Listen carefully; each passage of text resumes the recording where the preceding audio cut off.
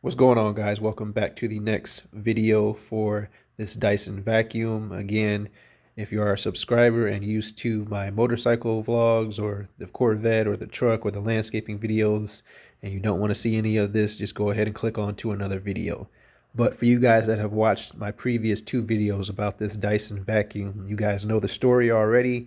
So now I'm just going to show you the 4 areas to check on this Dyson vacuum or any Dyson ball vacuum uh, before you go ahead and decide to throw the vacuum out, because sometimes it can be an easy fix as a hairball stuck in one of the areas on that I'm about to show you, or in the area that I'm about to show you. So before you go and decide to throw your Dyson vacuum away, here's what you should check. All right, the first thing you should do is obviously empty your catch can for your household dirt, dust, whatever you're picking up. All right, so a lot of people just go ahead and empty their dust catcher, their dirt catcher, or whatever you want to call it, the bin, the dirt bin, and then they think that's it. All right, your vacuum cleaners have filters on them, just like here on this Dyson vacuum. This is the filter for the Dyson Vacuum Multi-Floor 2. On my vacuum over here, my Bissell, there's a pull-out tray right here that has the filter located in it. So all you do is pull this out and pop that off and clean that out. It goes right back in. On my little handheld vacuum here, there's one in here as well. So I'll show you an example of one that needs to be cleaned. This needs to be cleaned. This is what causes suction power loss, because a lot of people just empty the canister of what they see they picked up, and that's it. They don't go revert to their filter and clean that out to maintain their suction power in their vacuum. So again, like I said before, I got this vacuum for free. This was a this is, I should say, a $300 vacuum, and all the person had to do was take it halfway apart and pick out the hairball, and now the vacuum is running perfectly fine. And like I said before as well, this is pretty much a brand new vacuum. This, by looking at it when I got it, it doesn't even look like the vacuum has been used more than 8 times. So I knew all I had to do was probably something simple when I brought it home. So now I have a free $300 vacuum. So 4 areas, get into this and I'll end the video there. So what you want to do first is, again, empty your tray or your can, and then you want to take off your brush. Okay, all that's holding your brush on is this locking knuckle right here. All you do is pull one side and then rotate it to the left. It'll be sitting right here.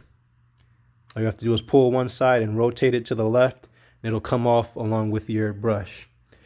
But before you do that, I should have said this before, but your filter will be on just like this.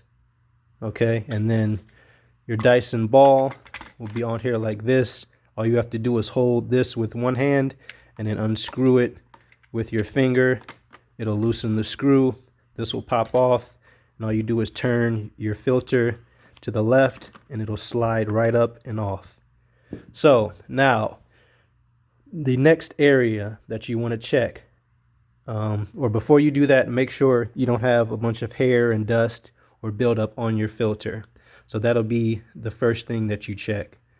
If you do, make sure you clean that off, because that'll be a cause of suction power loss. And then also check your brushes. Make sure you don't have a big hairball in there or a bunch of female hair or anything like that stuck in here, because that will cause suction loss as well.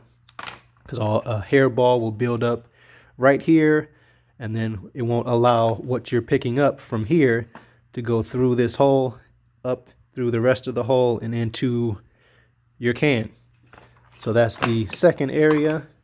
The third area you want to check is where I found the hairball in this particular Dyson vacuum, in which I'm sure a lot of people will find eventually in their Dyson vacuums that lose suction power when you're trying to pick up things or larger things at a fast pace, they'll get stuck anywhere between here and here. Mainly it'll be here where your suction switch is. So on these Dyson ball vacuums, there's a switch when you go from laying your vacuum down to vacuum up carpet, or when you're standing your vacuum up to use the actual suction hose itself. So I'll show you. I'm going to be lifting right here to show you guys this mechanism right here.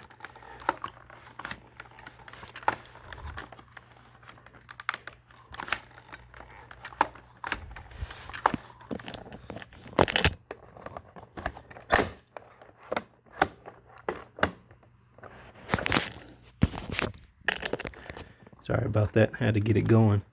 But this mechanism is going to move up and down.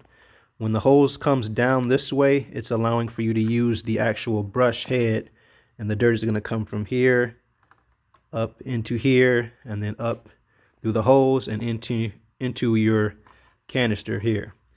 But as of right now, it's in the position to use the actual hose itself and the suction from up top, as you can want to clean your blinds or in corners or anything like that. So here is where I found the hairball.